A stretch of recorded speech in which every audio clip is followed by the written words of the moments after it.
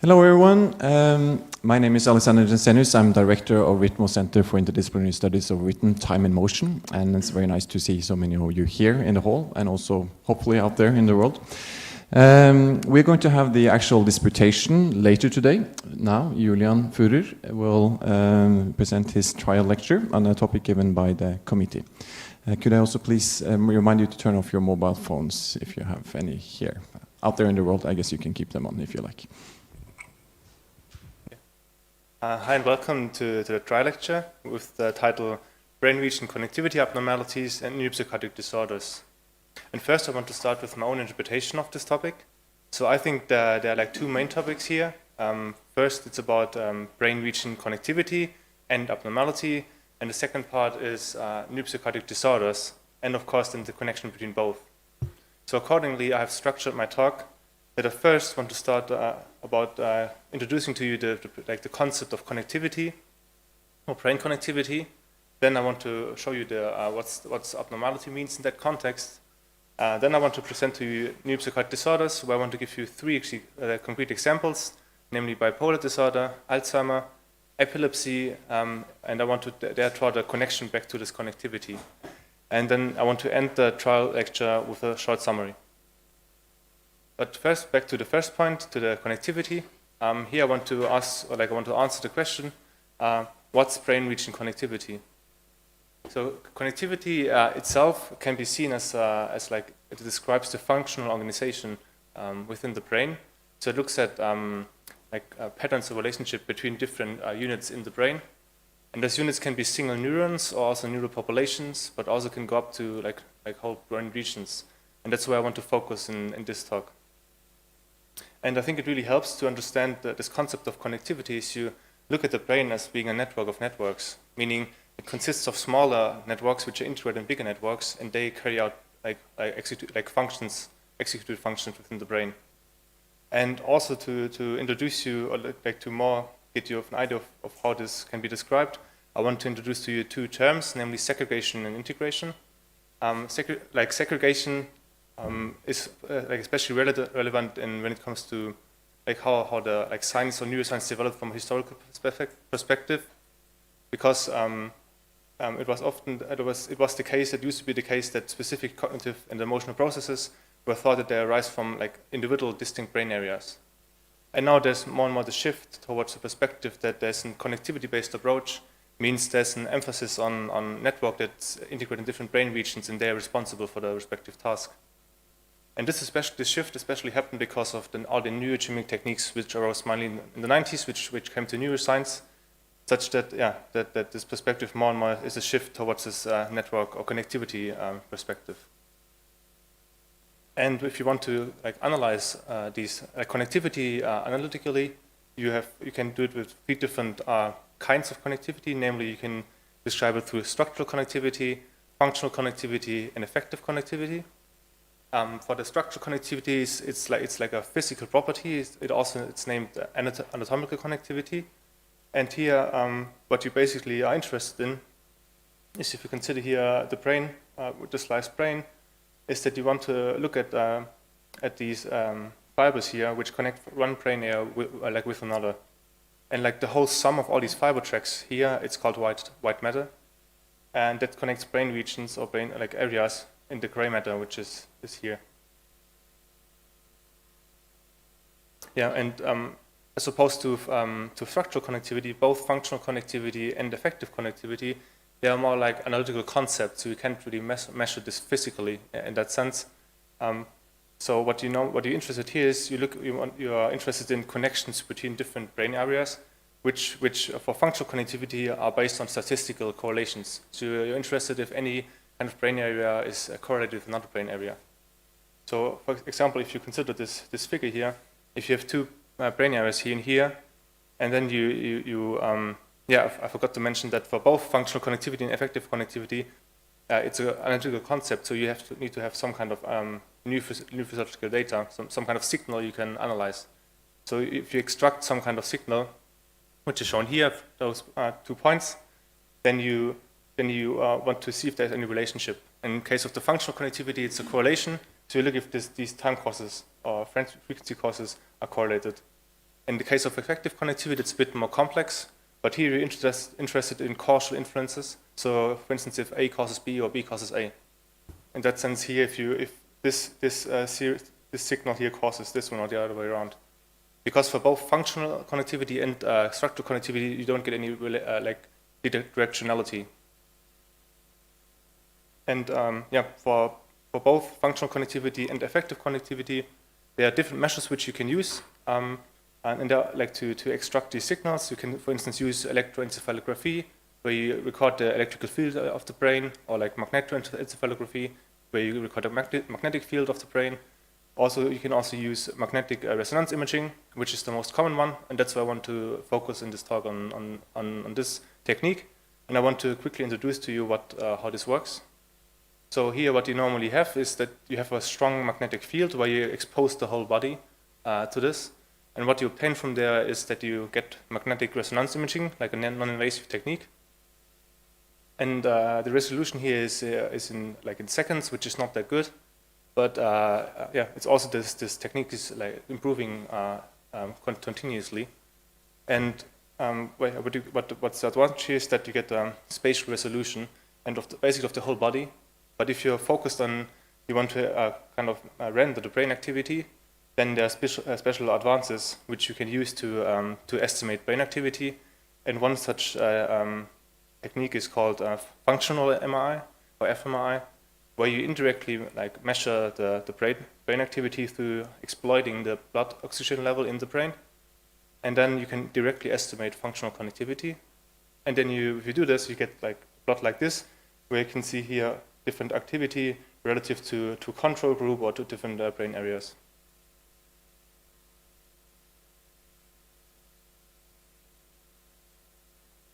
And then another type, which is also very commonly used, is a so-called diffusion MRI or DMRI, where you make use of the displacement of water molecules inside the white matter. And there you can estimate those white matter tracks, as you can see here. And this allows to estimate structural connectivity. And here the advantage is that it used to be the case that you had to estimate this structural connectivity through having invasive studies with non-human primates, and this technique allows to infer this indirectly.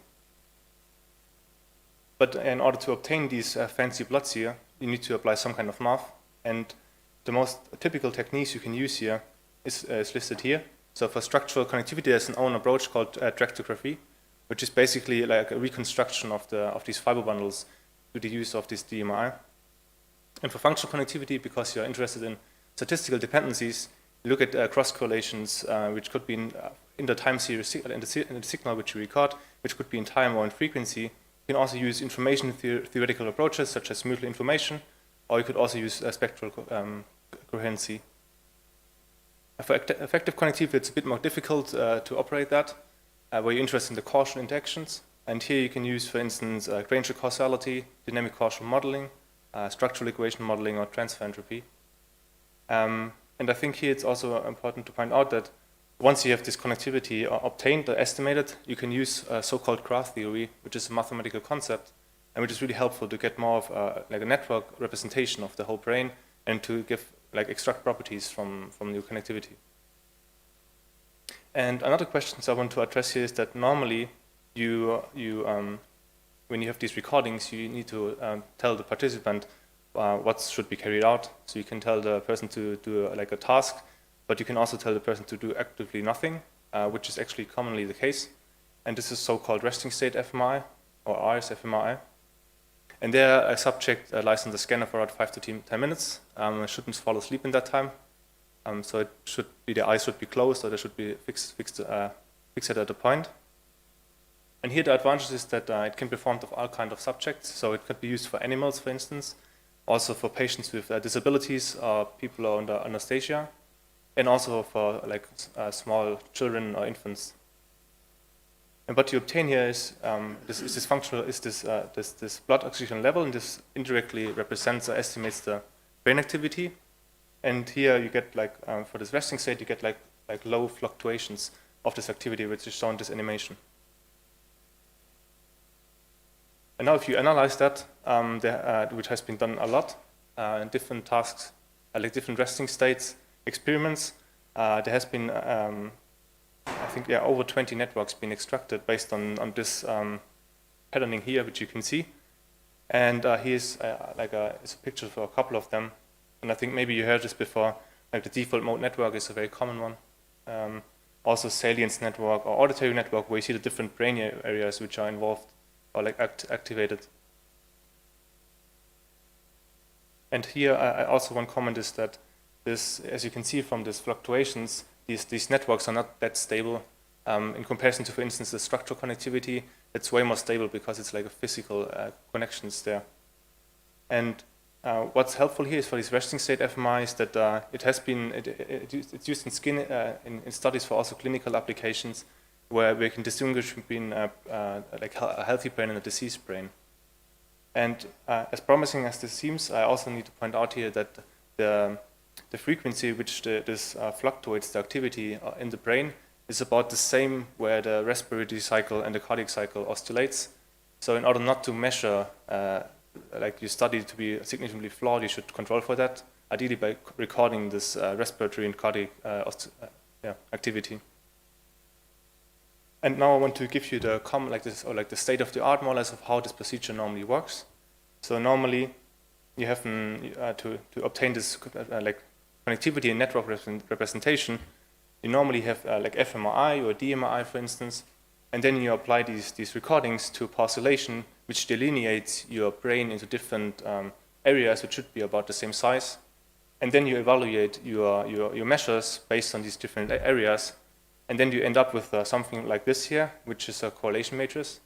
And this is it's a pairwise comparison between those different areas, which shows you, gives you an idea of how this connectivity looks like. So you obtain a functional network of a structural network. And if you evaluate this further, you can obtain something like that, which is a network representation. It consists of nodes and edges, which are terms borrowed from graph theory. For the nodes, that's like cortical areas which are strongly connected and active. And then you have hubs, which are especially active. And then you have edges, which connect the different nodes. And like a hub is also highly connected within this network. And now if you analyze those hubs through this graph theory, you can obtain like estimates which could place the brain along this orthogonal axis between segregation and integration. Which is shown here. And you can also identify communities which possibly belong together and have some similar properties. And then, as I said, you can place it along this axis between integration and segregation, which means segregation means they are not that connected, those different networks, versus the integration means that they're highly connected, but also if it's too integrated, there are also random connections which are not of much use, because what's the thought here is that the brain is in an optimal state between segregation and integration to operate in an optimal state, to process information optimally. And now I think you also can guess now what's happening if you introduce the term abnormalities, because here it's the case that relative to a healthy brain the state deviates in one of each direction. And I think here it really helps to read this quote, which is from Catani and Ficci from a well-read paper from 2005, which says that in a brain composed of localized but connected specialized areas, disconnection leads to dysfunctioning. So this is implying that if you have any kind of altering this connection, this leads to disconnection, that's causes a malfunctioning within the brain. And you see this is like from 2005, it's a very early paper, but I think that this also made its way now more and more to clinical neuroscience, where more and more there's this shift from traditionally looking at having this lesion-based approach, focusing on single areas, to this more network perspective that framing neuropsychiatric disorders as disconnection syndromes. And here I think also it's important to point out that this whole connectivity or network approach is a very promising approach to ideally obtain reliable biomarkers which are able to detect those disorders before the onset. And I want to give you an idea of how this could really look like. So here I want to show you this plot here, which is from a study which investigated people who suffer from multiple sclerosis. And you can see here functional connectivity. And these connectivities are here relative to healthy subjects. So you can see here like increased connectivity as well as decreased connectivity. And if you would now be able to exploit these patternings here for diagnosis, this would be, I think, really, really nice. And now, as you figured now, I've more and more moved towards disorders and abnormalities. So now I want to come to the second part of this talk. Namely, I want to come to neuropsychiatric disorders. Where I want to start with the definition of what this could be.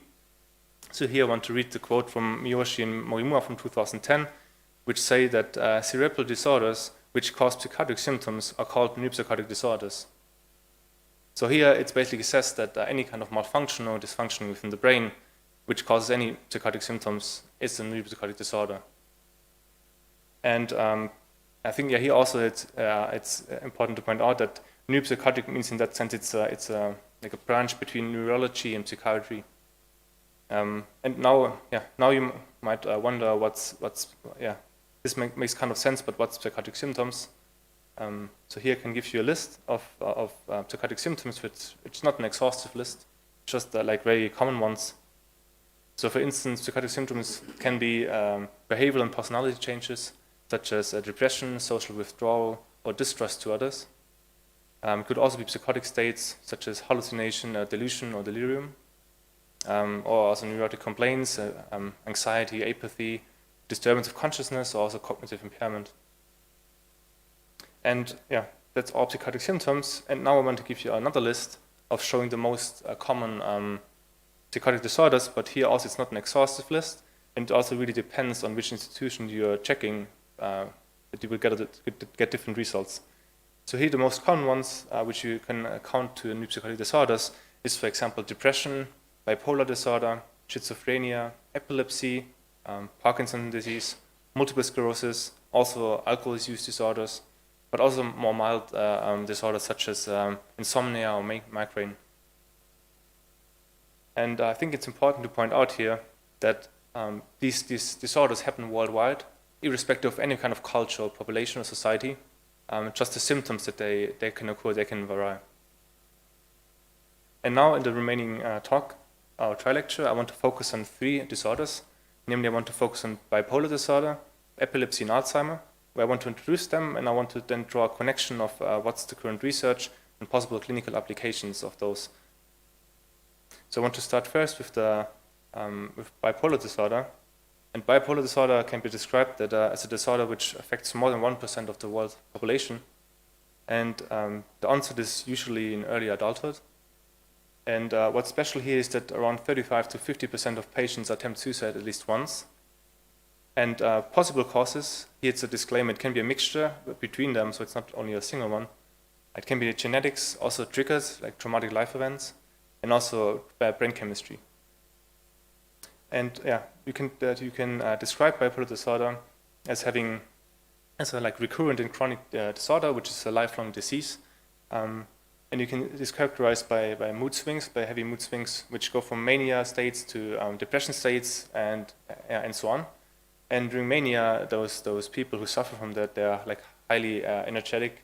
They have like racing thoughts, and they have poor decision making, and they have which they maybe regret when they have like a depression phase, for instance. It's a very heavy ups and downs all the time.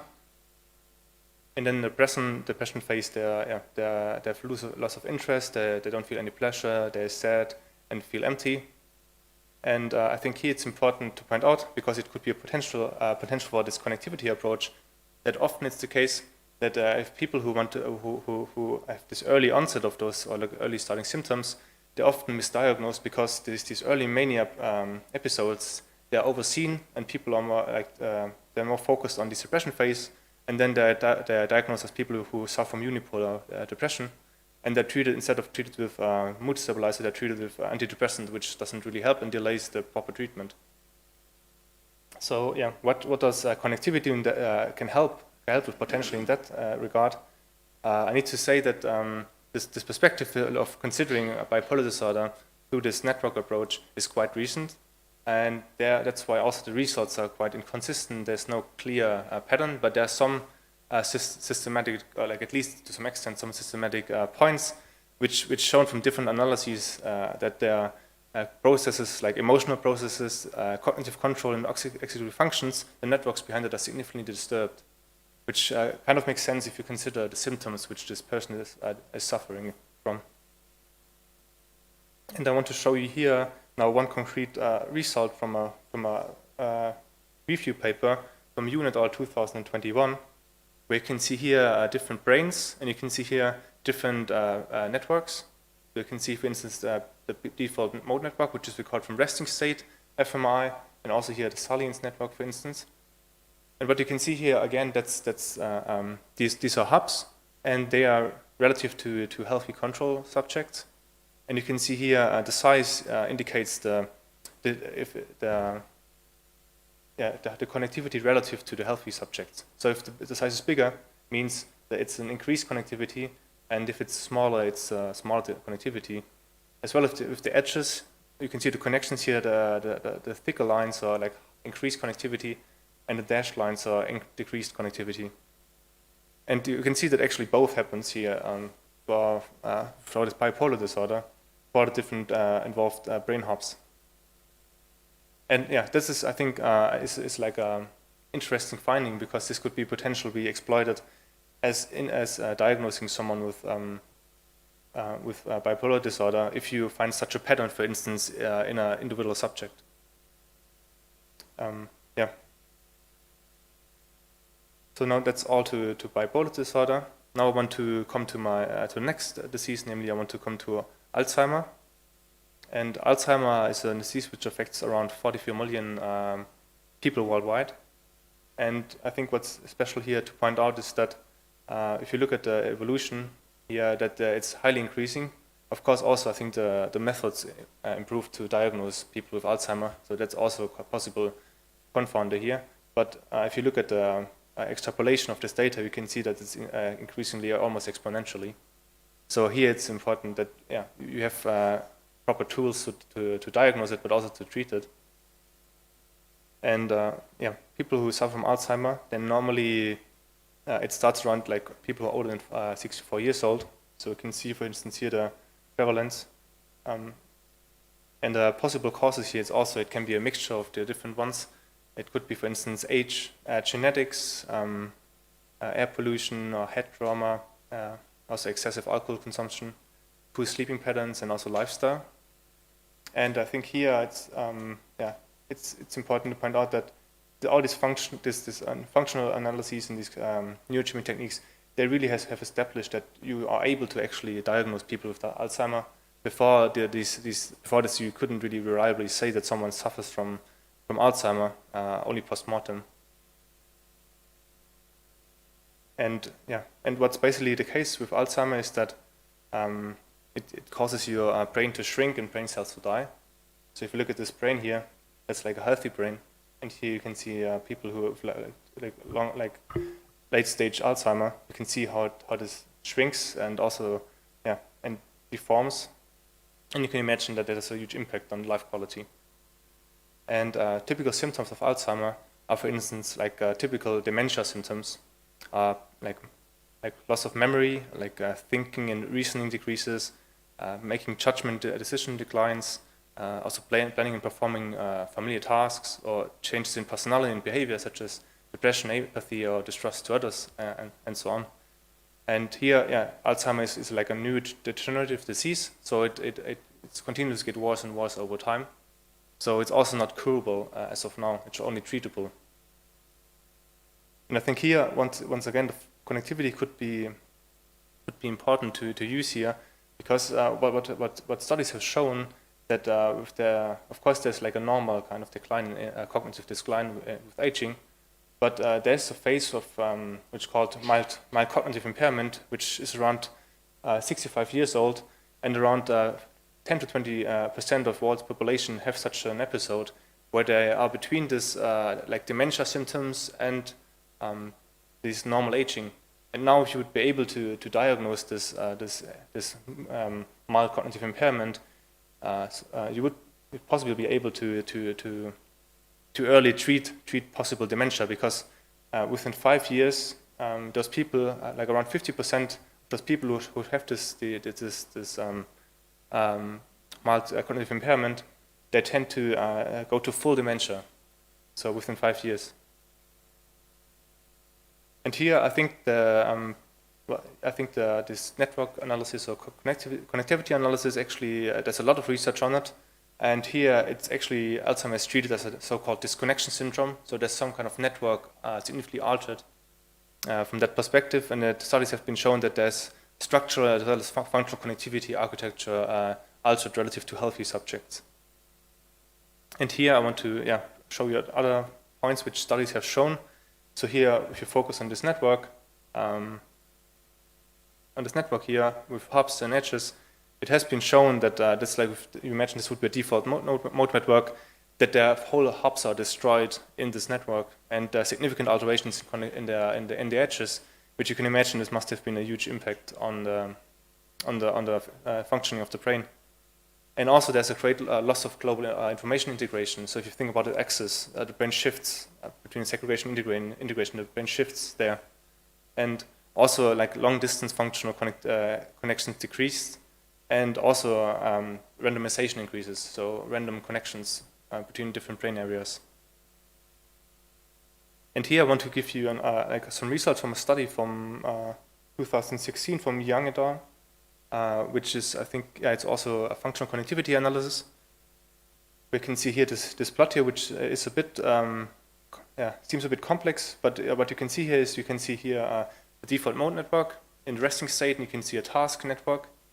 And you can see the different hubs, and what you can see in addition, that you can see here the edges, but also you can see something like alpha, A beta, or p tau, and these are invasive biomarkers, and they're basically peptides or proteins which has been shown that they start to increase when Alzheimer starts, but also before the actual onset of symptoms.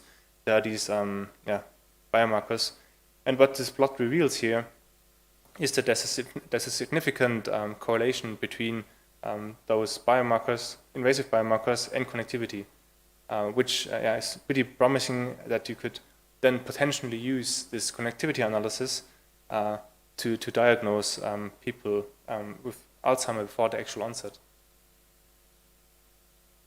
But here, one point also I need to point out here is that of course, these plots, they look kind of, they look pretty nice to understand, but behind this is like heavy math and a lot of analyses going on. So depending on the method you're using here, it also, you get some kind of degree of freedom, because you have many choices you can do here. And if you should not exploit these choices by getting the results which you want. Okay, I think that's all to Alzheimer. Now I want to come to my last neuropsychiatric disorder, namely epilepsy. And here I want to give you, again, a quick introduction. So epilepsy affects around 50 million people worldwide. And the onset is around early adulthood, but also in people with older adults. You can see in this graph here, but basically it affects people of all ages. And possible causes here is that 50% of the cases we don't really know, so it could be that we didn't have the measure to diagnose that, or we don't actually know what's the cause. But for these other 50% of the cases, it could be a mixture between genetics, head trauma, brain abnormalities such as a tumor, like infection in the brain, prenatal injury, or development disorders. And epilepsy is characterized by, this is also chronic disorder. It's like not curable as most neuropsychiatric disorders, and it can be described that's with recurring seizures and with an occasional loss of consciousness, and also it can cause involuntary jerks of your limbs, and of course it also induces other psychotic symptoms such as like fear or anxiety. And the most common epilepsy form is so-called temporal lobe epilepsy, and here this is characterized by that it's constrained to the temporal lobe, which is shown here. So it's only partial seizures. And what's often the case here is that, what can be the case here is that this epilepsy is not treatable through a medication, such that the only way to try to tackle this is to go for surgery. So it's drug resistant form. And what's normally the case here is that clinicians want to locate the epileptic tissue, which is then removed. But studies have shown that in 40% of the cases after surgery, that these seizures will come back within 5 years. So here, this connectivity approach or this network approach might help to actually understand this disease, that maybe there's a network behind that responsible for the seizures. It's not just a local tissue which is causing that. And here, it's also, I think, epilepsy is also in pretty early stages of seeing this through this network perspective. But the hypothesis here is that there's an epileptogenic network which consists of regions that are involved in the production and in the propagation of this epileptic activity. And so instead of only having these localized disruptions. So for example, if you would look here, that's electrical brain activity. So here it's the case that for epilepsy, because there's very, if you look at the time axis, it's a very high, high dynamics across time axis. So here MRI is not that much of use because it wouldn't render this activity. So here, most of the cases, it's intracranial EEG recordings used here. And you can see here, for instance, the activity during a seizure, where there's this lesion-based, lesion region, but then also other regions which can also show activity, which point towards this idea that there's a network behind there. And functional connectivity analysis has shown that there's an abnormal synchronization of distant structures. And here's a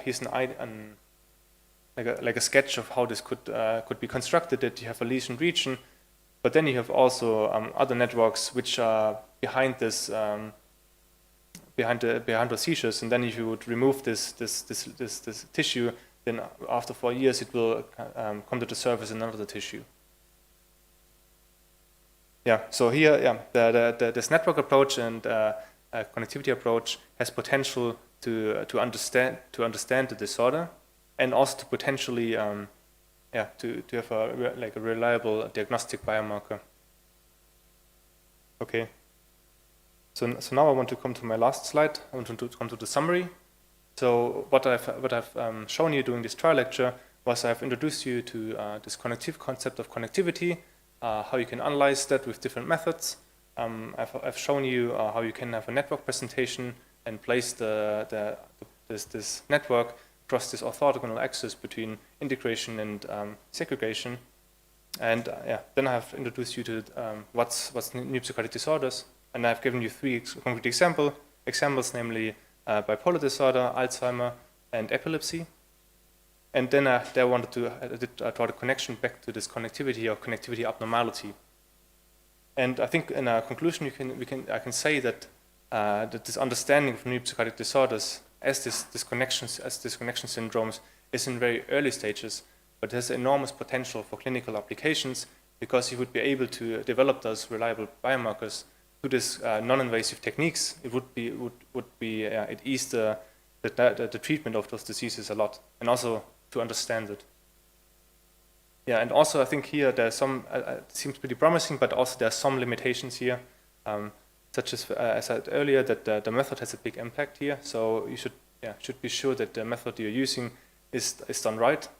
And also another point is that the interpretation of this data is not trivial.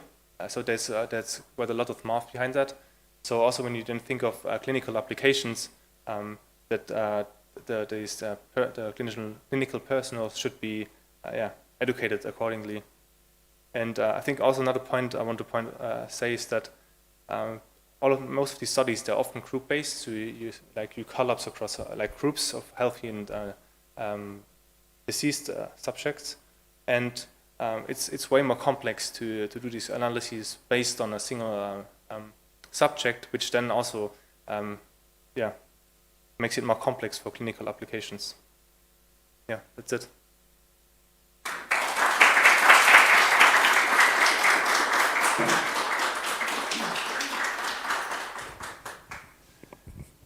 Yes, thank you very much, Julian. Very interesting. I'm Philipp Häfliger. I'm part of the PhD committee, the administrative member, so the least qualified of us three to interpret all this. But it was a very nice presentation. Thank you. Thanks. So just to inform you a bit on the proceedings. So that has been the trial lecture, which was on a subject that the candidate has been given like 2 weeks ago. And he had to read up on that kind of to test his scholarly prowess here. And at 1 o'clock, there will be the defense proper. Yes, so here for this trial lecture, the idea is not so much to quiz you now, right? So on this subject, but of course, if there are some interested questions out of interest or so, if somebody actually has some questions, we do have a few minutes for that. So predominantly the committee, if you want to ask clarifying questions here, or also ex auditorio. Yes, sure. Okay, well, Julian, thank you very much. I think you made a very clear and sharp lecture of a very interesting topic. And I think, neuropsychiatric disorders and neurodegenerative diseases is like a kind of pandemic of the 21st century. And very few people or society is not taking into account how much that will cost economically, which is very fashion now, economic, but also socially, for the families of these patients and the patients themselves. So I think that understanding and working in this field is extremely important. And this is very good because what you have done in your PhD that we will discuss later on, it's a basis to understand all these disorders. So I think, basically this is what I have, a very, positive comment about your lecture. And, I've been teaching for 30 years, and I have to say that, this is a difficult topic, especially if it's not within your field of expertise. So you had done, as I said, very clearly, very sharp, very well structured, and so I really have nothing but to say congratulations. Thanks a lot. Yes, I am also very happy with your presentation, Julian. It is very good. You choose to present more fMRI results, but I think also EEG can show some results as well. And I believe it's, you presented it well, and just a little comment like this disconnection syndrome. It could be that they are connected in another way. Yes? Yeah. But otherwise, yes, very good. Yeah, thanks. Yeah. And I have been a bit remiss. My colleagues that are actually the expert panel and the opponents for this I have to just make sure not to mispronounce any name, right? Maria Stavrinou and Manuel S. Malmierca, right? So the trial lecture again is will be evaluated by the committee just as pass, no pass, right? So we will take a few minutes to discuss that, but we let the general audience know at the beginning of the defense, actually, right? So I hope to see you all again at 1 o'clock then. And thank you once more for a very interesting interesting presentation on a very interesting topic, actually. Thanks. Thanks.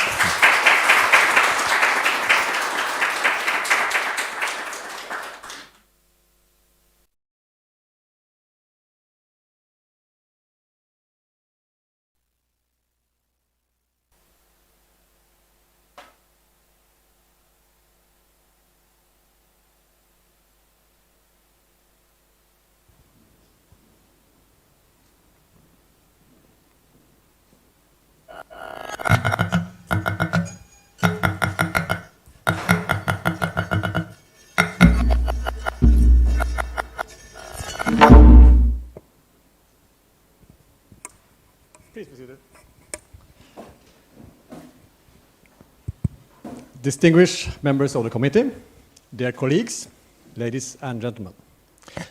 My name is Andreas Austeng, and I'm a professor at the Department of Informatics, University of Oslo. As the appointed moderator, or custos, it's a pleasure to welcome you all to this disputation on a dissertation submitted for the degree of PhD at the Faculty of Mathematics and Natural Sciences at the University of Oslo. The faculty's PhD program council granted Julian Fuhrer's application for admission to the PhD program on September 11th, 2018. On September 29th, 2022, Julian Fuhrer submitted his thesis entitled Implicit Encoding of Seemingly Unstructured Auditory Stimuli. The supervisors for this work were Professor Kyrre Grette, Department of Informatics, University of Oslo, researcher Alejandro Bentmalk, Department of Physiology, University of Oslo, and Associate Professor Tor Endestad, Department of Physiology, University of Oslo.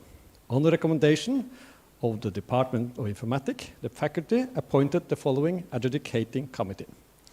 Professor Manuel Malmierca, University of Salamanca, Spain, Chief Medical Physicist Maria Stavrinou, Oslo University Hospital, Norway, and Professor Philip Dominic Hefninger, Department of Informatics, University of Oslo, Norway.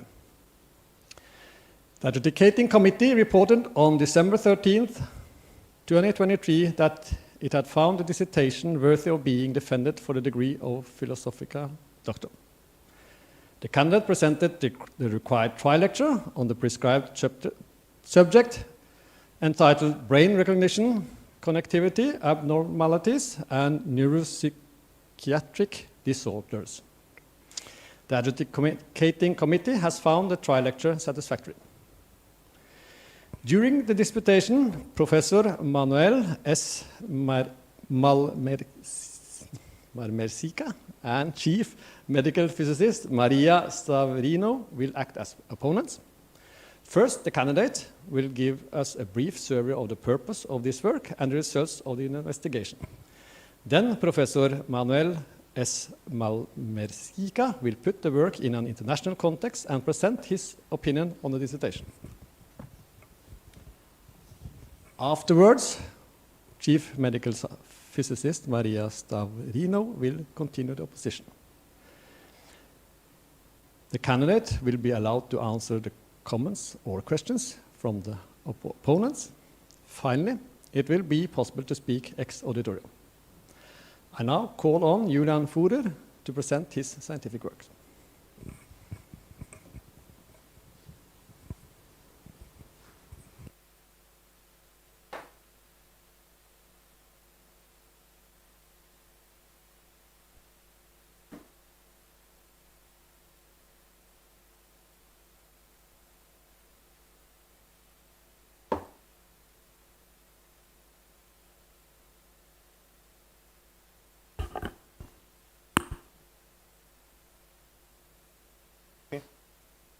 Hi and welcome to my second talk, where I want to introduce my thesis titled Implicit Encoding of Seemingly Unstructured Auditory Stimuli. And I hope that towards the end of the talk you fully understand what this actually means. I've structured my talk in the same way I've structured my thesis, where I first want to start with not this, but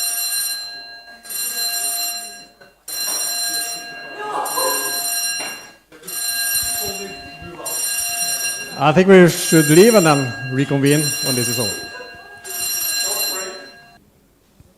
Okay, sorry for this small fire alarm, but now we're back on track, hopefully. So Julian, if you then can present your work.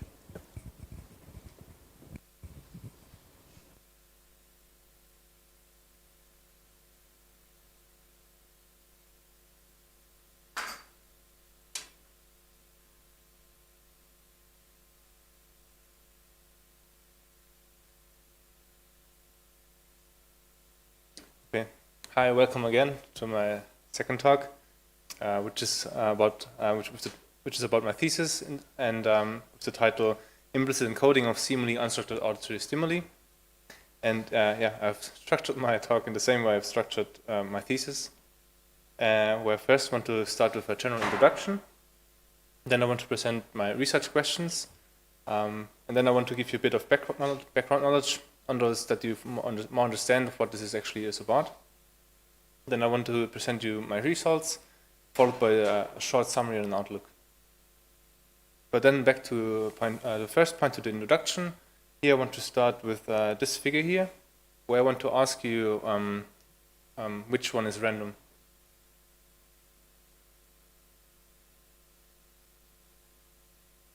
Okay, I guess I will take the part then that most people think that, I'm sorry, I didn't.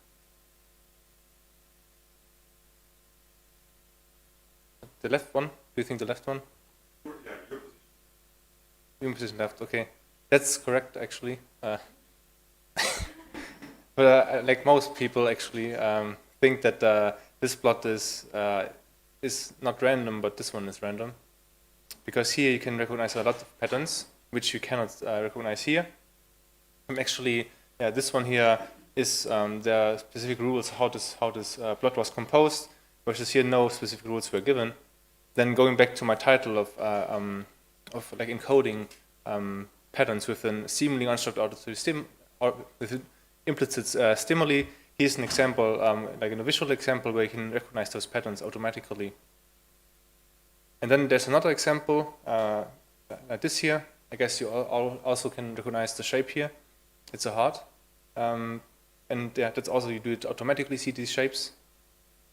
And then there's also another example I want to show you, and that's from a kind of famous murder case from the 90s.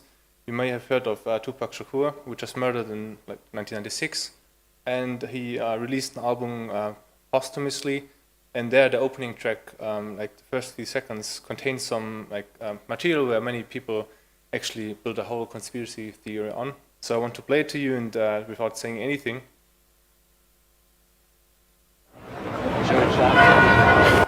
Before the bell, someone says something. Yeah, I don't know if you can make sense of that, but actually, what people think is that also if you check the lyrics of this track, is that someone says Shook shot me, and Shook was like Shook Knight was his label boss at the time.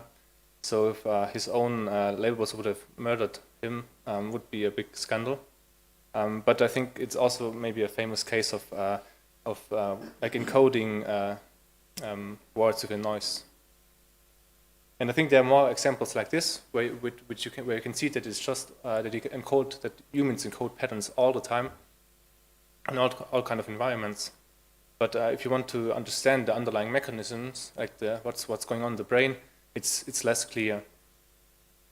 What we know is basically that there are so-called perception models implemented in the brain that are like constitute sophisticated representations which maintain a detailed map of the environment all the time. And by doing so, they are like continuously refined as the sensory input unfolds. And this enables us to also quickly react to any kind of environmental changes. And yeah, like one big theory behind this is the so-called predictive processing theory or predictive coding theory, which tries to explain this how these models are working on a neural level. So it tries to very detailed to explain those models. And another important aspect is also that these models, they draw on prior experience. So for instance, now if you would listen to this snippet after the disputation, you would probably have a hard time to unhear what I've told you there, because this model is in place. And another aspect also for these models is that they build on statistical structures. So they integrate, they extract, it is thought that the brain is extracting some kind of patterns in the, like statistical pattern in the environment, is integrating this into this model. And what this also makes sense if you consider, like from an evolutionary perspective, if you consider that our perceptual systems have been exposed to these repeating patterns for like thousands of years, that these neural systems were able to adapt those patterns and to efficiently extract those. And also it makes also sense if you consider that it's better to recognize something as being potential, to recognize something in general as the other way around, because then you potentially just die because you don't recognize it. And the research field behind this is statistical learning, which is focusing on this like patterning or learning from the environment. And now, if you want to consider how this is implemented in the brain, specifically this mechanism of reproducing those structures, it's not that clear. So results are very diverse, and I want to here show you this quote from Christopher Conway from 2020, from a review paper about statistical learning, which says that brain areas that have shown significant activation during different types of statistical learning and implicit learning tasks include practically the entire brain. So here you can see how far we are in understanding this process fully. There are different reasons, of course, why there's such a spread reports. One is, of course, that it depends on the type of stimuli you're using. If you're a very simple stimuli, it modulates different brain areas in comparison to a complex one.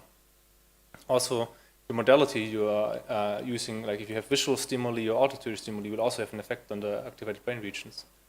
And of course, also if you tell the participant to actively pay attention to the sequence, or if it's just implicit without any attention involved. And finally, I think a big point here is also the neuroengineering techniques you are using for your study has a huge impact of what you can actually say. And there are different models also how we think this operates. So there's no such like a single thing, as you might have heard from the trial lecture, as like a statistical learning patch which is like responsible for that. But what we think is in place is like a multi-component model of different brain areas. So we have here, for instance, perceptual areas which are relatively close to the stimuli, like visual area, auditory area, tactile area, or motor area. But then you also have domain general areas which are more like carry out more abstract computations, more like cognitive control. And this could be, for instance, the prefrontal cortex, which is located like here. Could be also subcortical structures, such as, for instance, the hippocampus. And what we think here is like one hypothesis that we think is what's happening is that there's somehow an interaction between these areas. So it could be that there's this mechanism is in place in each individual brain area here, and then is controlled by the domain general area. Could be also the case that it's implemented in the domain general area, and then it's accessed by the perceptual regions, or it could be a mixture. We're not really sure how this works as of now. Okay, so summing up, they're like behind this recognition of these patterns in this seemingly unstructured stimuli. There are like perceptual models. They draw on statistical structures, and behind there are two big research fields, namely predictive processing and statistical learning. And if you look here at the evolution of the number of papers that contain a keyword of each one respectively, you can see there's an exponential increase. But now if you focus on the intersection of papers which have both, it's minimal in comparison. And that's where we tried to focus the thesis at. And there are many different reasons, of course, why there's like such a little overlap. One is that predictive processing, they come mainly from different like histories, or like how these disciplines developed. So predictive processing, there's a lot of neuroengineering techniques or like recordings, but they don't that often regard statistical structures. And for statistical learning, there are mainly behavioral studies with infants and toddlers, mainly in the 90s, and not so many neuroengineering techniques with like studies. And that's where we try to orientate this thesis at. And this consideration directly leads to the first research question, which was asking, how does the brain operate when implicitly confronted with an unstructured auditory sequence? So here we focused on the auditory modality and on like implicit encoding. And the whole idea here was that if there are internal models in place, they should integrate some kind of statistic based on the environment, and we should be able to track those, or like to measure those probabilities in new physiological signals. And my second question was more a technical question. I considered more the signals themselves. And what you normally have, like if you have these recordings, for instance here you can see a person wearing an electroencephalography cap where you record the electrical field for each electrode. And then if you do some processing there and some cleaning, you can normally obtain time series signal, which can show look like this for each electrode. And now the key question is, how do you represent the signal in the best way that you can get the most out of it, that you can see these patterns which you hopefully can see or hoping to see. And one like a very conventional approach is to focus on physical properties of the signal. So there are different parameters you can choose. I think a very easy one is, for instance, you look at the amplitude. So if you would focus here, for instance, you can look how long it elongates the signal, and then you can estimate it, for instance, across electrodes or across different recording sessions. But now if you consider that what the brain is actually doing all the time, it has to handle information. So it has to encode information, store information, also retrieve information back from the memory. It makes sense to maybe also use principle from the so-called information theory, which is a mathematical theory which was developed in the late 40s, the first time. And that's what we then try to do in the second research question, which was asking to what extent is algorithmic information theory an apt approach to effectively represent neurophysiological signals. And here there's something here like called algorithmic, and this is we focus on a special branch on information theory because we are for sure not the first ones who had this splendid idea to use information theory to analyze neurophysiological signals. So these were the two research questions. Now I want to give you a bit more background on each of these questions, and also want to introduce you this algorithmic information theory a little bit. But first, I want to start with what recording were used mainly in this thesis. So this addresses both research questions. Here we use mainly intracranial electroencephalography, and here the difference to the scalp EEG is that you have recordings that are directly placed on the surface of the brain, which you normally obtain from participants that suffer from drug-resistant epilepsy and who are potential candidates for resective surgery. And the advantage here is that you get very sensitive recordings and they have a very high temporal resolution. But like one disadvantage is that the electrode placement is given, of course. It's not our choice. So there you really need to have enough subjects integrated into your study that you can cover like the brain or the cortex to some extent, that these regions of interest like covered enough. Another advantage here is that from this sensitive signal you can extract quite some like sensitive data or like components of the signal. So one signal, for instance, is the so-called high-frequency activity, which we then also mainly used in the analyses we did, because this is thought to directly reflect activity of the spiking neurons, which are in the like near the location of an electrode site. So this was about the background about the recordings which we used. Now I want to give you an idea about the statistical learning. How this can be actually thought more concretely, what the statistical structures could be. And here I want to introduce you to one concrete example, namely transitional probabilities. And these can be best thought of if you imagine a coin toss where you get head and tails all the time. These probabilities give you the chances, given for instance head, how likely it is that tail will happen next. So it gives you a prediction how likely one state will go to another. So if you here, for instance, have like a fair coin, it's all going to be 50% all the time, all the probabilities. So from tail to tail, from head to tail, from tail to head, and from head to head, it's all going to be 50%. But if you now, for instance, have like a bias coin, which is, for instance, 20 to 80, then of course, when the head is more biased, it happens, you will have it from tail to head, from head to head, will always be 80%, which you can see here.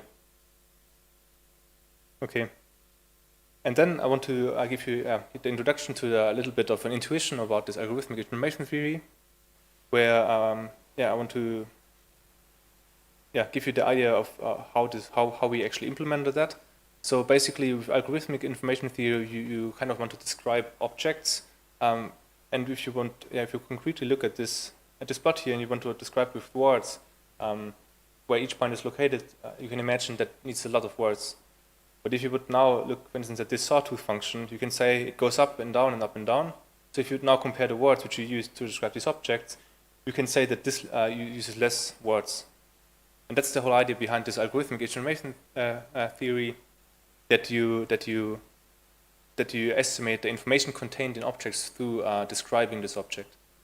So now if you would evaluate that, you can say that there's a higher information content for the random plot with random dots versus for the there's low information content for the sawtooth function. And sometimes, because it's most of the time, it's pretty hard to describe objects, all kind of objects, with words. And often, like a numerical estimation is just applying lossless compressors and compressing those objects or signals. And one example is just using gzip, which you probably also know from sending files via mail. And that's what we basically did in the thesis, is using this regime to represent neurophysiological signals. Okay, then now I want to come to the last part of this talk. I want to come to the paper, the results presentation. And first here I want to start with the first paper, which had a title, Direct Brain Recordings Reveal Continuous Encoding of Structure in Random Stimuli. And here, this paper crystallized most of the work conducted in this thesis. And here, the goal was basically to address the first research question and to look at concrete recordings and then see if you can find any kind of proof that the brain is that such mechanism is in place, that the brain is encoding like statistical structures based on auditory stimuli. And here, for this paper, we had intracranial EEG recordings from 22 subjects. And this we investigated on a specific paradigm, which I want to introduce to you now. And one thing is important to notice is that the participants were instructed to not pay any attention, or so reading a book or magazine, that this procedure is like implicit without any attentional effort involved. And the structure of this paradigm was like that you had a standard tone, and then you had tones deviating from the standard in different dimensions. So for instance, you had low frequency or high frequency, you had like location left, right, or intensity up and down. And now the speciality of this paradigm was that the placement of this was very specific, namely that you had always an alternation of standard tones and deviant tones, but now the deviant tone, the placement of the deviant tones was random, such that if you think back about this first slide where there was these random patterns arising for this visual example, here it's the same case, that along the time axis also these patterns arise. And I want to play you the stimuli for some time. It goes around for 3 minutes. So after 15 standard tones, the deviant tone, the actual sequence will start.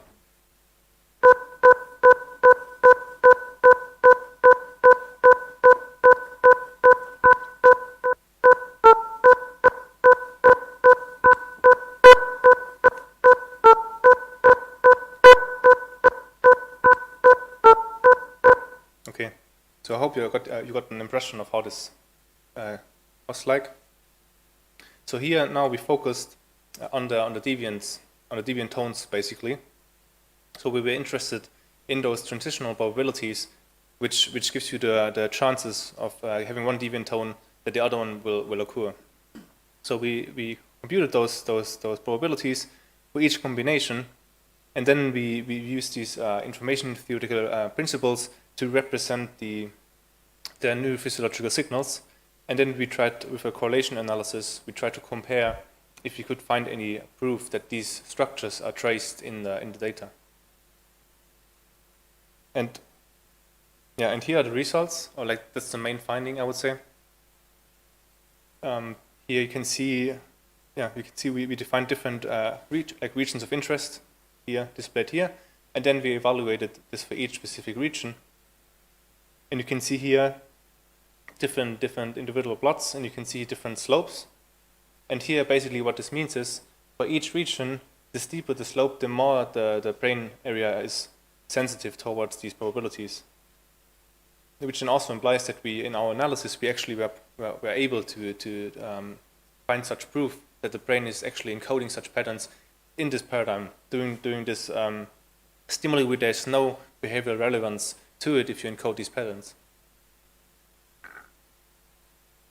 And another point is also here is that if you think back about this multi-component model of statistical learning here, which you can see if you compare this here, the names of the brain areas, the highest sensitivity here is in the hippocampus, and that's the subcortical structure, which is thought to be a domain general area, which then is fitting to this idea of having this multi-component model in place. And then besides that, there's also the inferior frontal cortex, which is located here, and this also is thought to be like a domain general area. And aside of that, of those two areas, there was also like perceptual regions, such as the lateral temporal brain area, which is around here, and also the superior temporal plane, which is around here. That's both belong to the auditory cortex. And you can see here, you can see that there's also a sensitivity in perceptual areas, but also then in continuously in other areas. So it's a very spread findings of the sensitivity, which in that sense is quite novel. It has not been shown before in a single study that these brain areas are all active and encoding these patterns, doing like implicit encoding or implicit learning, and especially not with intracranial EEG data. And I think, but also as nice as this seems, there's also one limitation here, namely that we looked across the whole sequence, so we didn't do any dynamic analysis, meaning that we just looked like in a continuously how these brain areas are involved across the timeline, because it could be the case that, for instance, the hippocampus or inferior frontal area is more involved towards the beginning, and then once this model is in place, it's more the temporal, like the perceptual areas maybe who are working here. Also, another aspect is that we only looked at like at high frequency activity at one component of the neurophysiological signal, and not at different activities, which would then help to get more insight there. And as I've said, all these models, or like all these analyses, were based on new like information theory, and we were able to draft like a specific method which was shown to be really useful in this approach, and we termed this approach encoded information.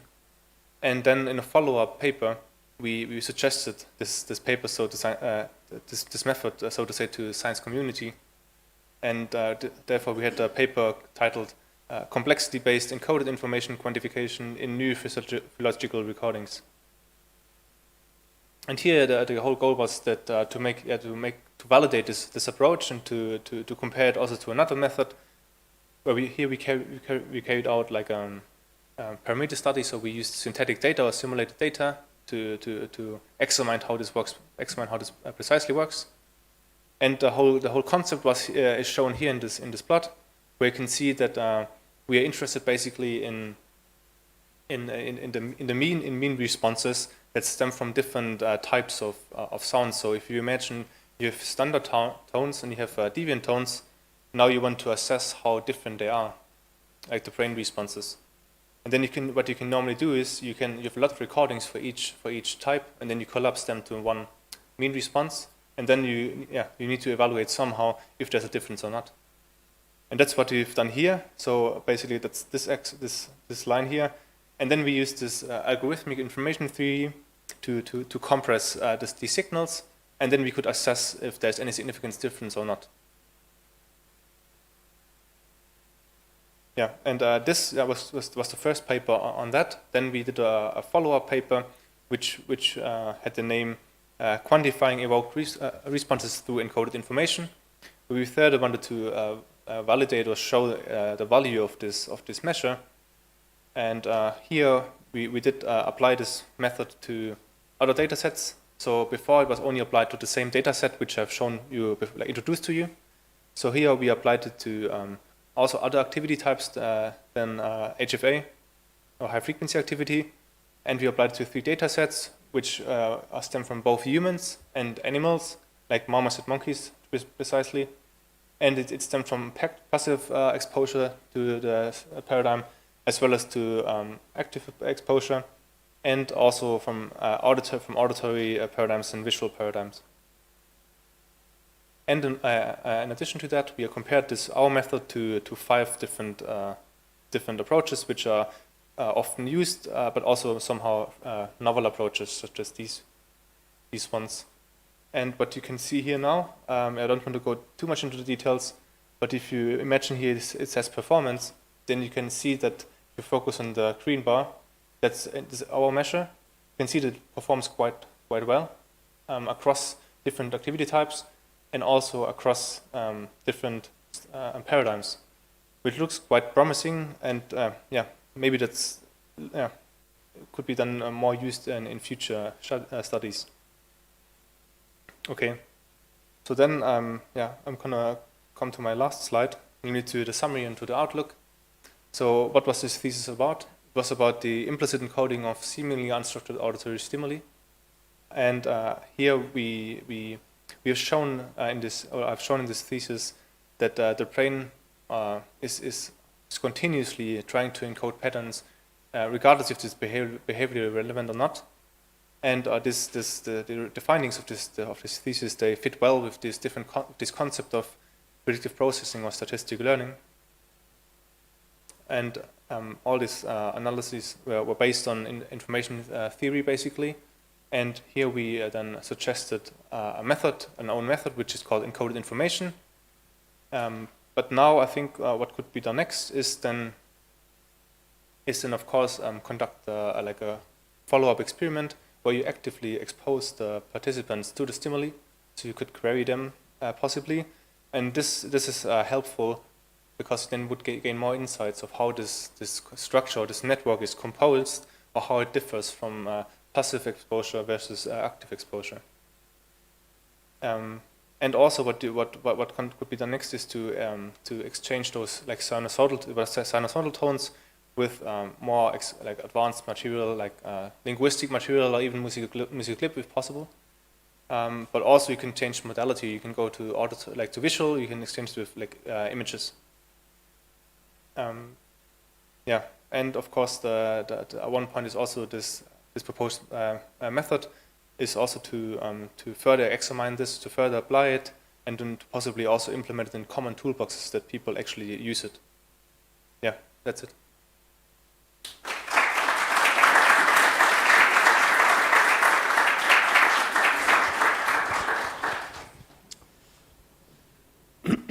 I thank Julian Fuhrer for his contributions. And I call on Professor Manuel S. Malmierca to put the work into an international context, to give his evaluation of the dissertation and start ordinary opposition.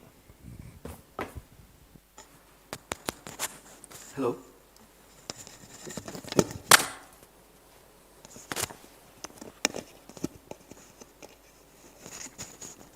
Okay, thank you very much, Julian. Thank you very much. Ladies and gentlemen, it's a pleasure to be here, and it's a pleasure to act as the external examiner or opponent for this very beautiful and interesting presentation and thesis defense. I'm going to make a little presentation myself. I hope I pass also. And just to put into context my views on the general idea of that. So here you have a picture. Some of you may have seen, because yesterday I gave a seminar at the department, where if I ask you to see whether you find something interesting, probably you don't appreciate very much. However, if I show you this one, you might notice that suddenly something appears, something is more salient. And this is because perception is biased by probability. And this is exactly what you are seeing here. When you have something which a low probability in a kind of more general context, you can detect it and you can perceive more clearly.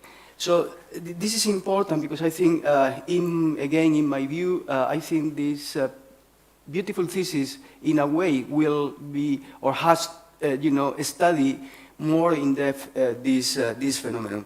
And this perception, this probability bias has been studied for many years using, ERG, which is the mismatch negativity. And again, I think this thesis has gone further up because it has gone more into the methodology than this more classical EEG. However, the mismatch negativity has been important because I'm not going to go into the details here really, because it's not the point. But I think it's important because this kind of very basic work is essential to understand how brain may suffer different pathologies. And in fact, we saw this morning in your lecture, your general lecture about the different neuropsychiatric disorders and all the neurodegenerative diseases. I was talking at the end, after you make this presentation, that we are in the 21st century and we have the pandemic of the neurodegenerative diseases. We just passed one pandemic, which has been horrible, but there is a silent pandemic going on. Over the 20th century, there has been huge social achievements, social life is being better. We believe in the, in the first countries, I would say, or whatever you want to call it, very well, and the lifespan has grown a lot. 50 years ago, people at 60 died, or even sooner. Now, people is dying when they are 80s, 90s, or even the 100. And as a consequence, new diseases has developed. The brain degenerates, it's logical in a way.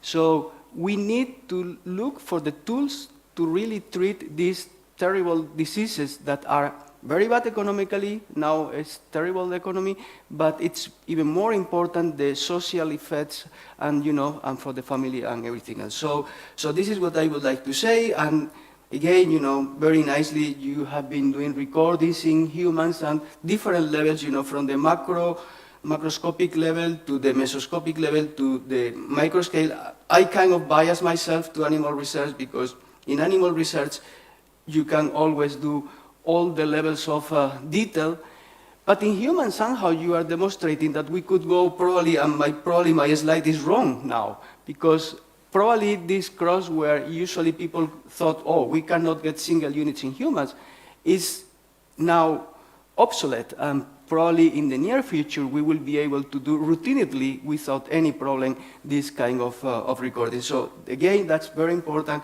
and this is why you did that. The other aspect is I have a picture now here of a rat brain with different areas involving the auditory system, the inferior colliculus, the cortex, and I have also included the hippocampus and the prefrontal cortex. When you are coming from the very basic neuroscience like me, you always were looking at the very simple kind of a stimuli like the auditory system. But more recently, we have moved to the hippocampus and the prefrontal. Again, this is an area where you have done really master the study. And of course, it's very easy when you do animals, to do lesions like here and here or there to localize where precisely your recordings were done. Again, this is something that you cannot really do in humans at the moment. But having said that, I think that we came here to see your beautiful thesis. I think you have presented very well.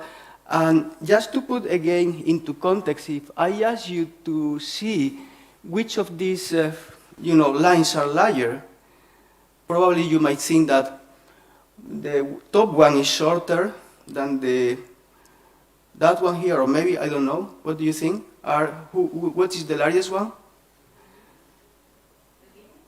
Yeah, sure, maybe you're right.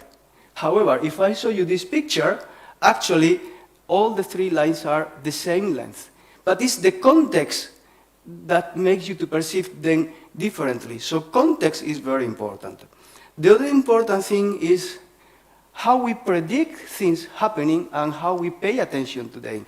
So again, if I ask you to look here for a toothbrush in this bathroom, you probably see the one here, right?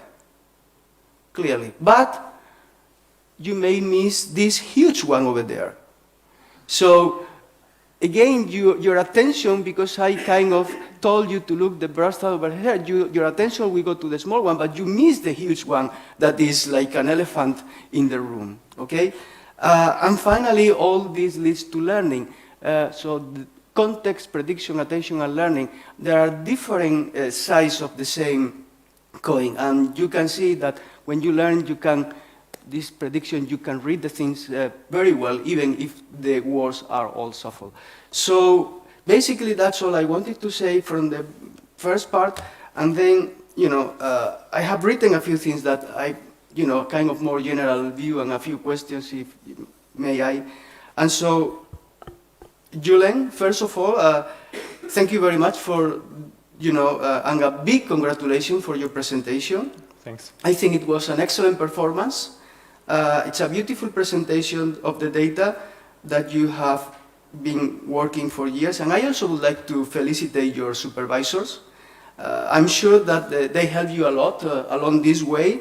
And even though that this thesis is the singular work of your, for the several years, I'm also sure that they have guided you, very well to get here. So it's like a real marriage, good work like that. Both sides have to be working well. Well, this should be a festive day for you, and you deserve to be the central character of the ceremony and of this academic act. And this clearly shows how much you have worked. Your presentation really shows how much you really dominate the field, how much you've been working on it. And actually, what I really like is, the multidisciplinary, perspective of your work, where you have, biological work and then more methodological work, more technical work. And I think this is one of the strongest parts of your thesis. And well, I have to say that because of my field of expertise and the lack of competence in some of the technical methodology, I will mostly focus on the first paper, if you don't mind, which I really find very interesting. And I particularly would like to highlight, the contribution of the network of your findings. And I really think it's very interesting, all the part related to the transitional probability. Of course, is the center of your work. But what I really like is how it is distributed, from hippocampus to prefrontal cortex to, all these areas that you have been also mentioned. And also, the other thing that I like, it is not how broadly it is, how many different areas of the brain are involved, but also that the different sensitivities they have. So it's not just place, but also the details of it, And I have to say that, well, it's not surprising at all. However, even though it was not surprising, you have to demonstrate. You need to show empirical evidence of that. And I think this is what you have done and that other people has been unable to do. And of course, again, since I'm working in predictive coding, the other thing I really like is the perspective of your discussion, in the context of the predictive coding and the statistical learning. So I really think that's very good. And moreover, I don't really want to make an overstatement or hyperbolize, but what I find really amazing is the fact that all these findings occur automatically. They are in the this implicit learning, they are in the absence of any attention. Although I will get back to that, because I don't have, not all my words are beautiful words, all right? So I will go back to that. So then I think this is the general, words I have for you, but then I will have a few questions, and what I would like also to emphasize is that please take it as a scientific dialogue.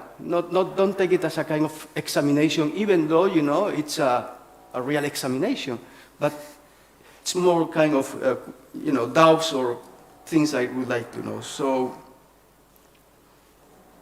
let's see how do I have that. And so many of my questions actually probably are due also to the different terminology that I use or we use in the animal work.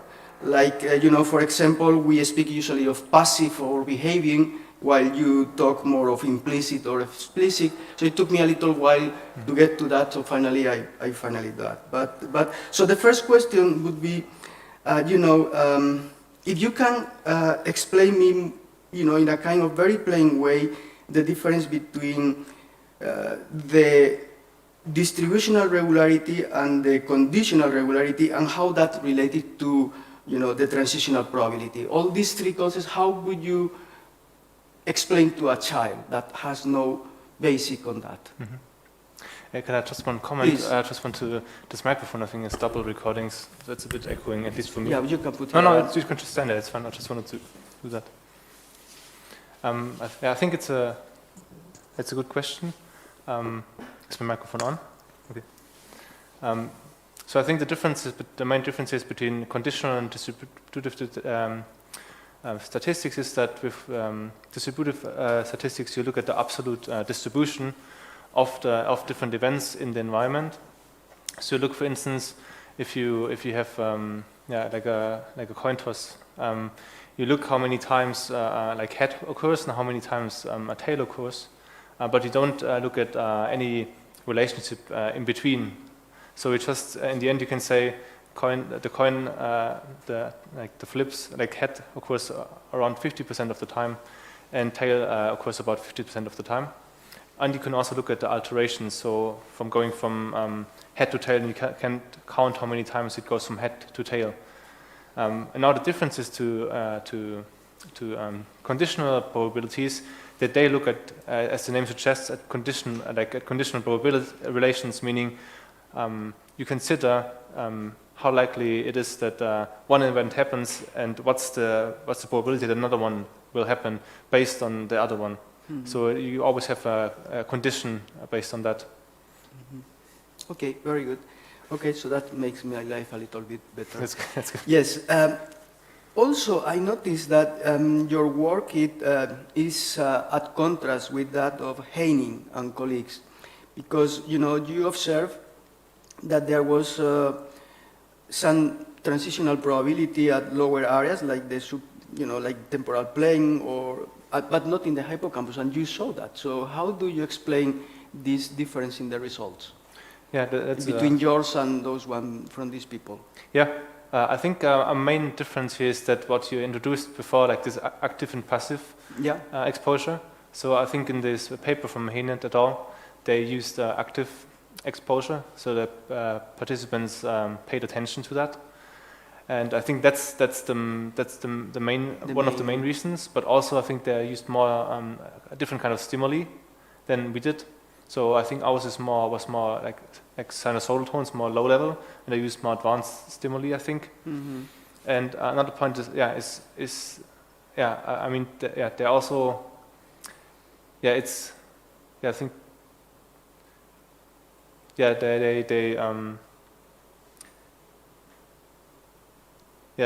that's the main difference there. Yeah. Okay, good. And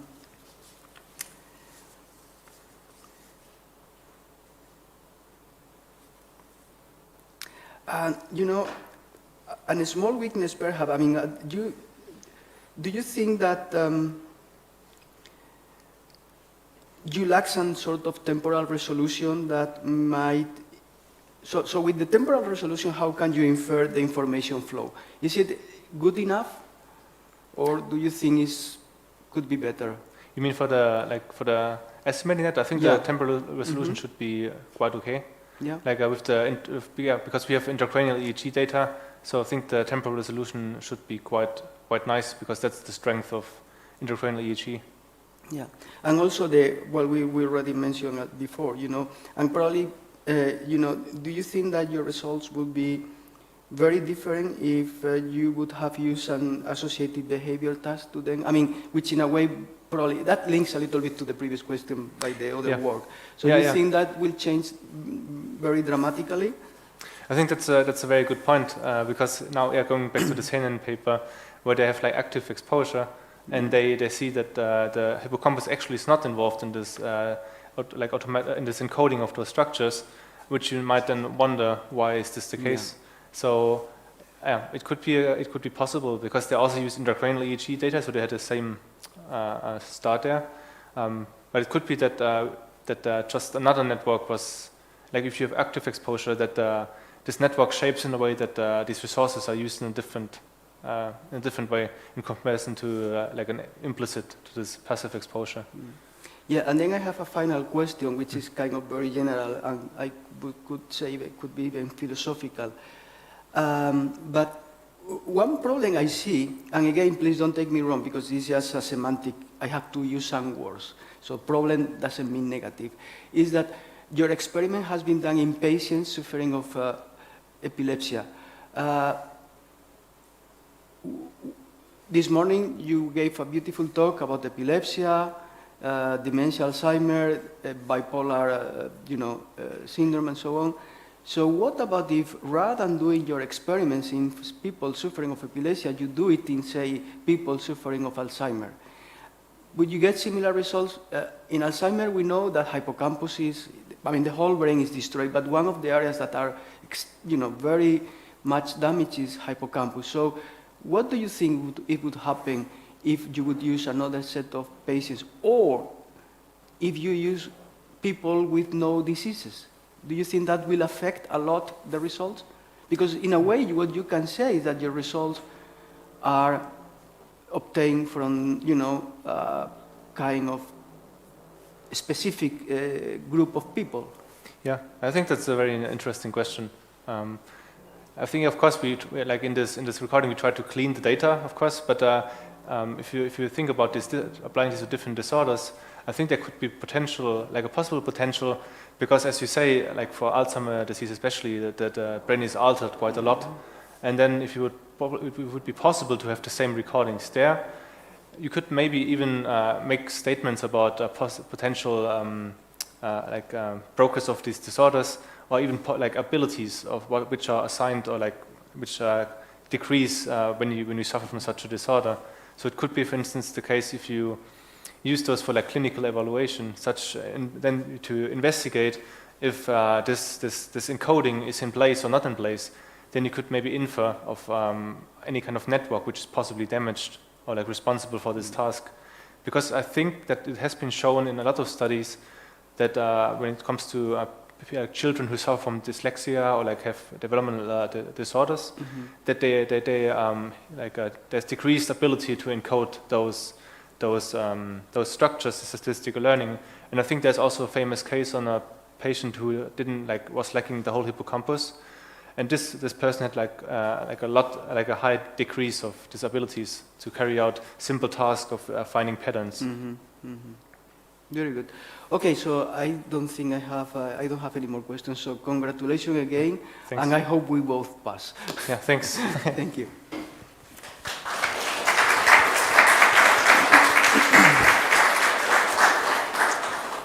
So I thank Professor Manuel S. Malmierca for his contributions. We have agreed upon a small break to change the computer, and so we'll have a chance for a bio break now, and let's reconvene at 6:30 in 6 minutes.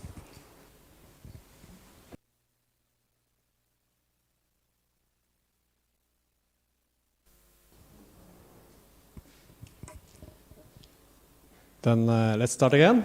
So then I call on Chief Medical Physicist Maria Stavrinou to close the ordinary opposition.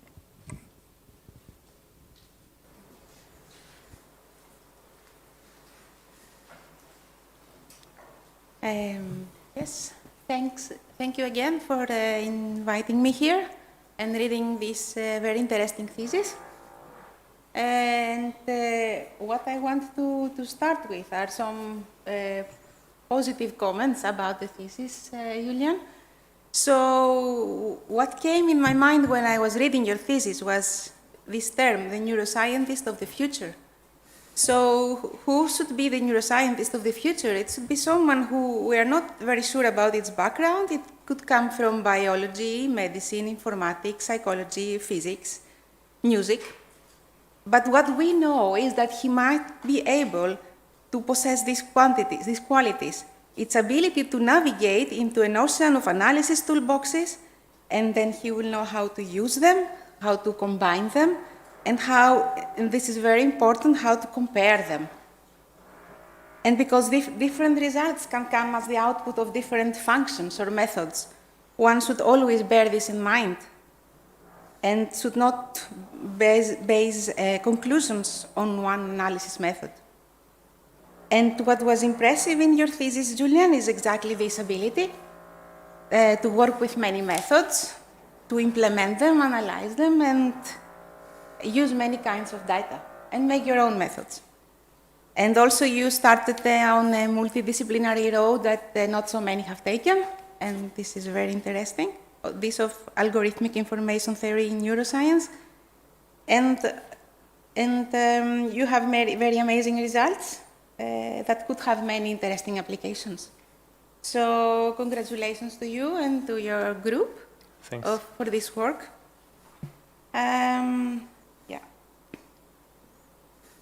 Yeah.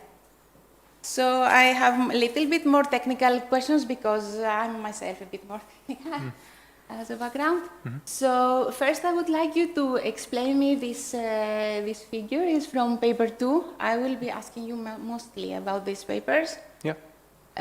So I didn't quite understand why we have two shuffling roads. Is this, what does it, could you explain? Okay. Yeah. Should I also explain how this works, or just getting with the shuffling? Yeah, you can start from Okay. Yeah.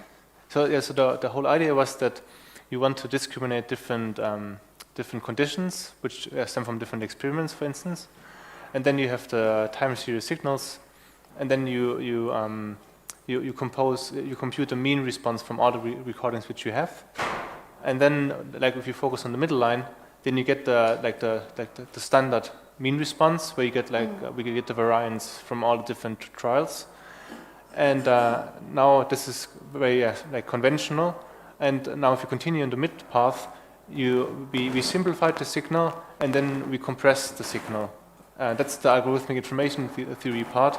But now if you want to assess statistical significance of this approach, you need to have some kind of auxiliary approach to do so.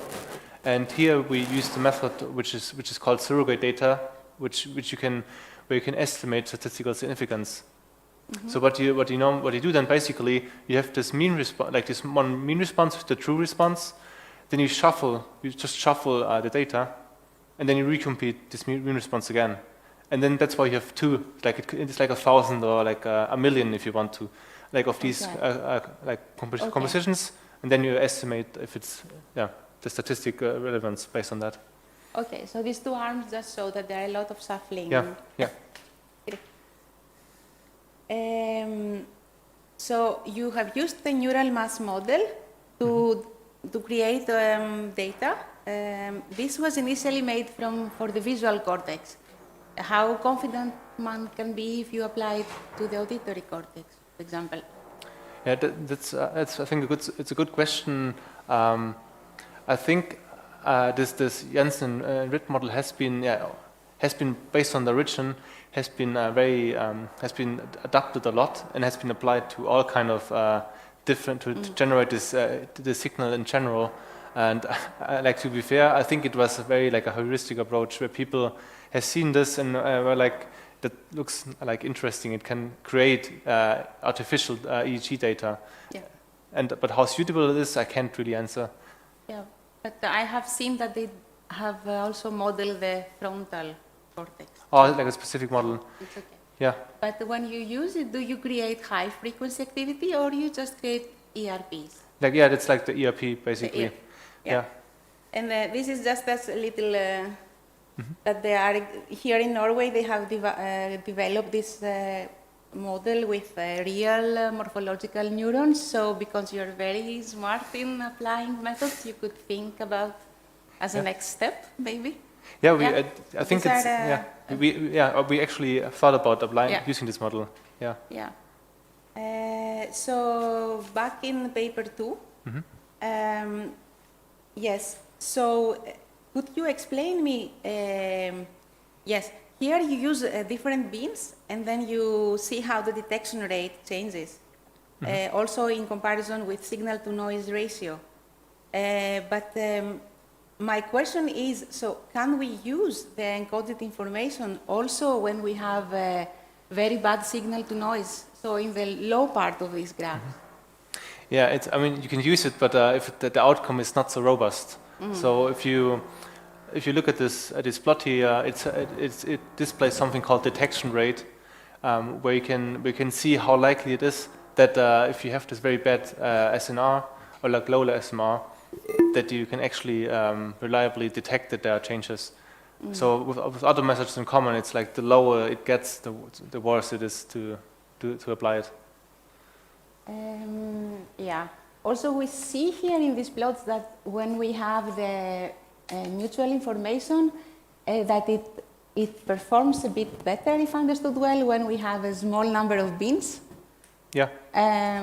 How would you comment it? But could it be that when you have a lower number of bins, the signal is a bit similar in this? So that is like an inherent capability of the method because the bins are smaller? Yeah. Or less? There are less number of them? Yeah, I think that's the case for the mental information because the procedure is a bit different of how you represent the signal. So in the end, it's kind of dependent on how many bins you have, and then the less bins, the smaller the signal, and then you have two signals which you can compare, which you compute mental information based on, and then you have of course huge differences. Yeah, that's very good. I think this was a very good result to show that that encoded information works very well with a high number of bins because then you can discriminate more things, I guess. Yeah. Yeah.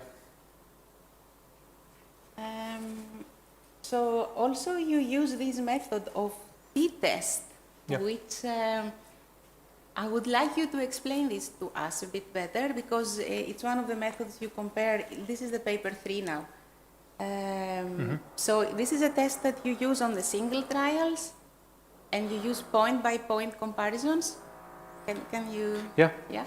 So the t-test is a very a standard approach, I would say, in neuroscience of how you want to discriminate differences between conditions.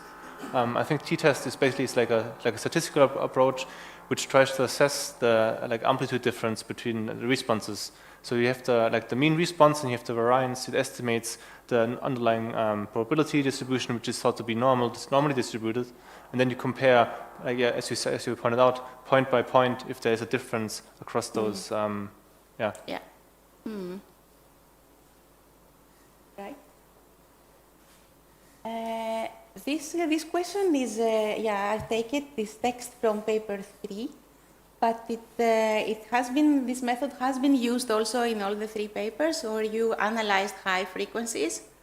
And I have to say, it's fantastic that you could analyze high frequency. I was trying for many years. It was really difficult.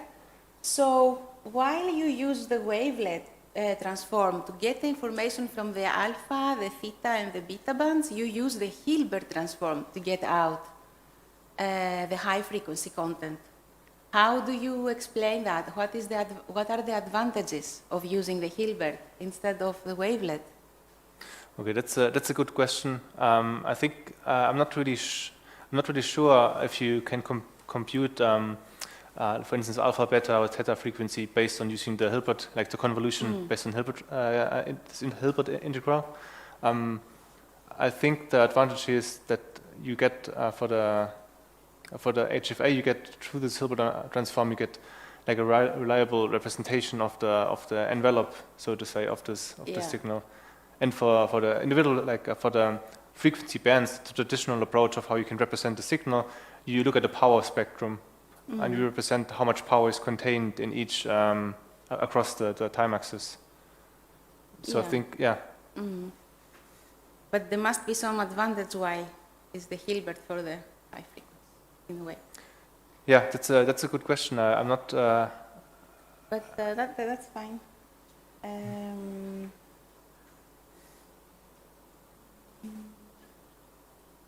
Yes.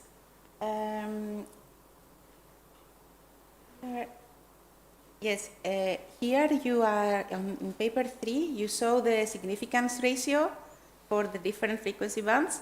And we see that the measure you found out, encoded information, which is the green bars, outperform in a way in the alpha, beta, and high frequency bands. And it's quite good for the ERP. The general ERP is the same level, more or less, with the test going a bit better. But about the theta, that the theta shows again that the t-test is higher and that the ERP shows higher, could it be a binning problem? That because the theta is a low frequency, so it is better represented when we have maybe a less number of bins?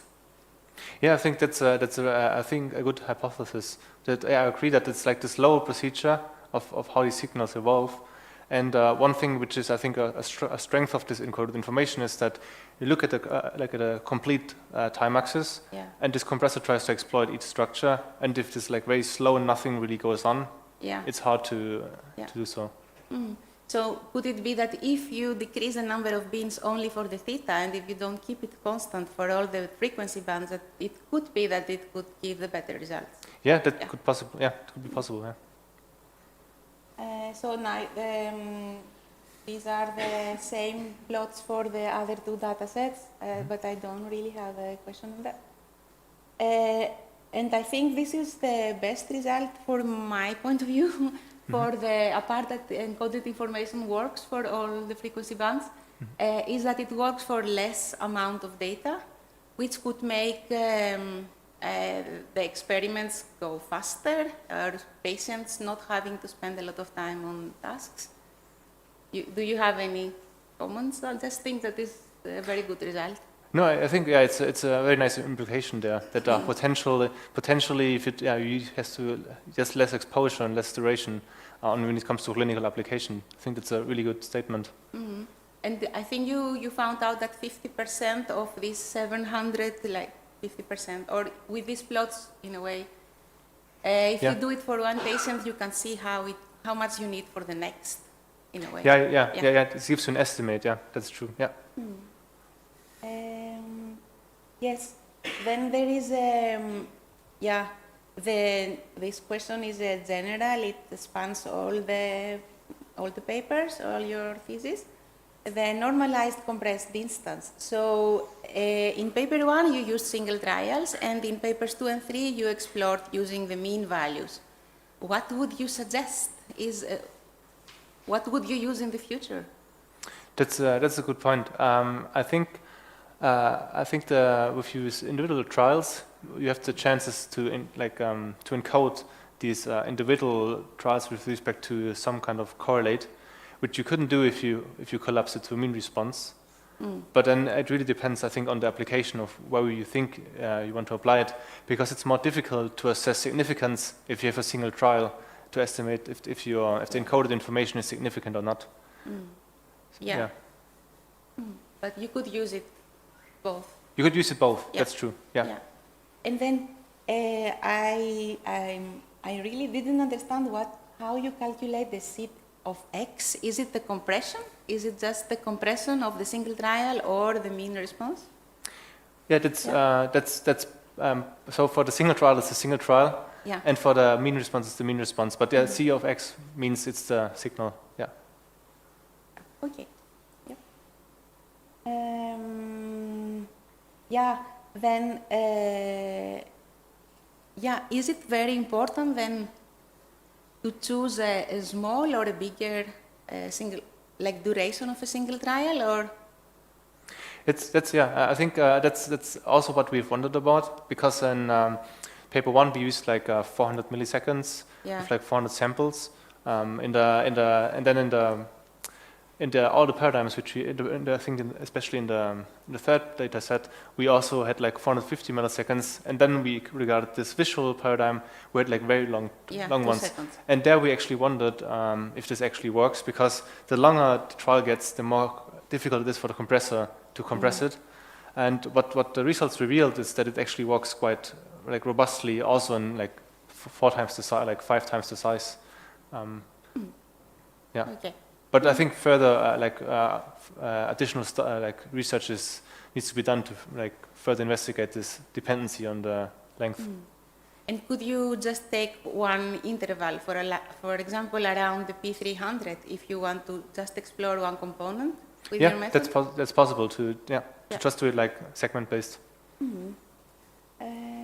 Yes, I think I have no other questions. Thanks.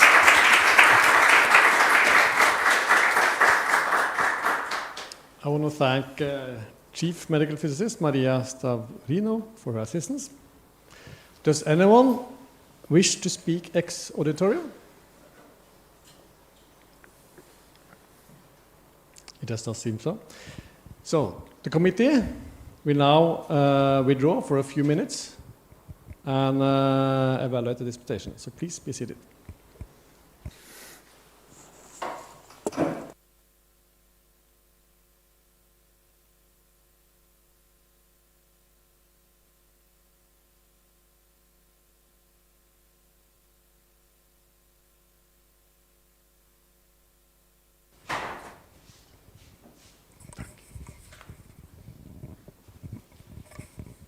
Has the committee found the disputation satisfactory?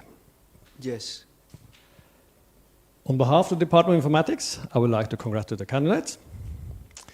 A report will be made to the Faculty of Mathematics and Natural Sciences, and I hereby declare these proceedings for concluded.